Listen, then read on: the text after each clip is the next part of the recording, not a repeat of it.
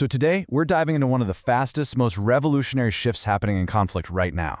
It's this incredible high-stakes chess match between offensive drone technology and the super complex defensive systems designed to literally hunt them out of the sky. And trust me, this isn't science fiction anymore. It's happening as we speak. I mean, just take a look at this. It's the kind of gadget you might see someone flying in a park, right? But on the modern battlefield, devices like this and others that are way more advanced have become absolute game changers. They are rewriting the rules of war right in front of our eyes. Because really, a whole new kind of battlefield is here. All around the world, from the front lines in Ukraine to conflicts in the Middle East, these relatively low-cost drones are not some futuristic idea. They are a daily, decisive, and often deadly reality that has completely changed the game. So, why the huge shift? What makes them so powerful? Well, it really boils down to a few key things. Drones are cheap, but they can have a massive impact. They offer surgical precision and, crucially, they keep human soldiers out of the direct line of fire. Put all that together, and you get what military strategists call an asymmetric advantage. Suddenly, a smaller, less equipped force can pose a serious threat to a much larger, more traditional army. But, drone is a super broad term. On the battlefield, they're not all the same. They play a bunch of different, highly specialized roles. So let's break down the key players in this new aerial arsenal. First up, you've got the eyes in the sky.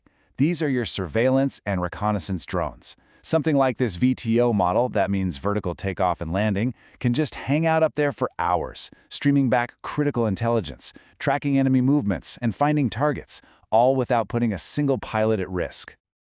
And then you've got the Sting. Attack drones built for one thing, precision strikes.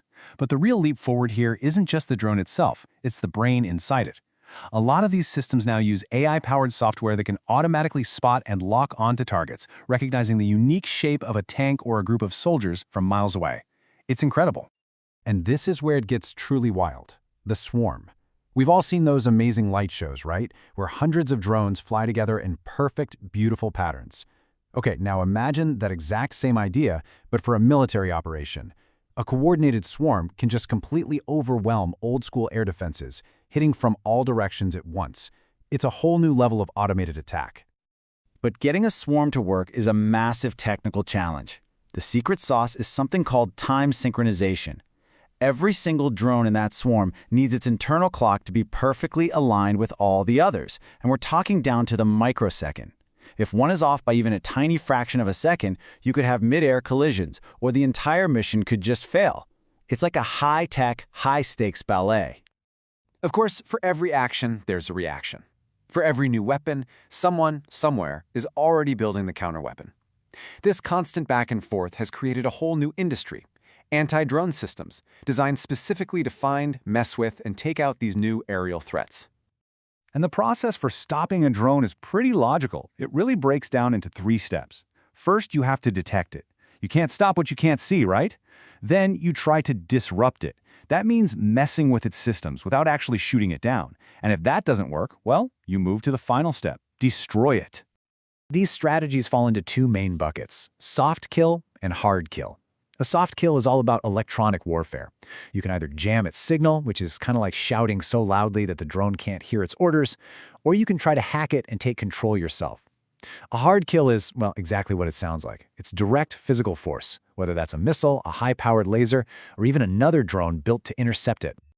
Now, that soft kill approach works because it targets a huge vulnerability in a lot of drones. As this report from a real-world incident points out, their communication links can be shockingly insecure. If they aren't properly encrypted, they're basically leaving the front door wide open for an electronic attack. So, to fight this, cyber defenses had to get really creative. One of the cleverest new techniques is called the preposition hash table, or PHT. Now, the easiest way to think about it is this. It's like giving each of your own drones a secret pre-shared codebook before they even take off. That way, they can confirm messages from each other without ever having to send vulnerable information through the air where it could be intercepted. And does it work? Oh yeah. The results pretty much speak for themselves.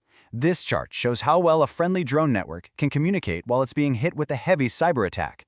With just standard security, a lot of the messages fail to get through. But with an active defense like PHT, it's nearly 100% successful. That secret codebook really works. But here's the thing.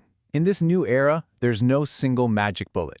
Winning this cat-and-mouse game isn't about having the one best laser or the smartest jammer. It's about combining a bunch of different technologies into one seamless, layered defense system. So what does a really effective defense look like? It's a system of systems.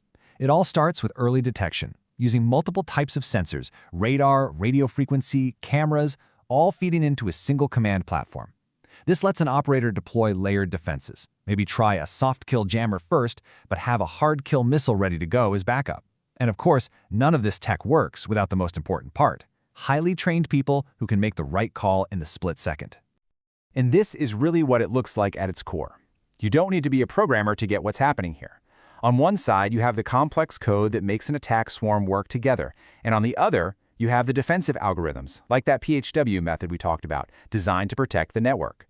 This is a war that's being fought with code just as much as it is with kinetics.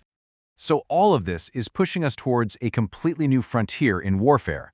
This rapid-fire evolution of drone and anti-drone tech is creating a battlefield that is faster, more automated, and frankly, it raises some really profound questions about where humans fit into it all.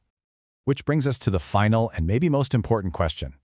When these systems become so autonomous that they can find, track, and engage other machines all on their own, what is the human's role? Are they just a manager of automated systems, an ethical overseer, or something else entirely? This new paradigm of warfare isn't just about the technology. It's about completely redefining the relationship between the warrior and war itself. And that's a question that we're all going to be grappling with for a long, long time.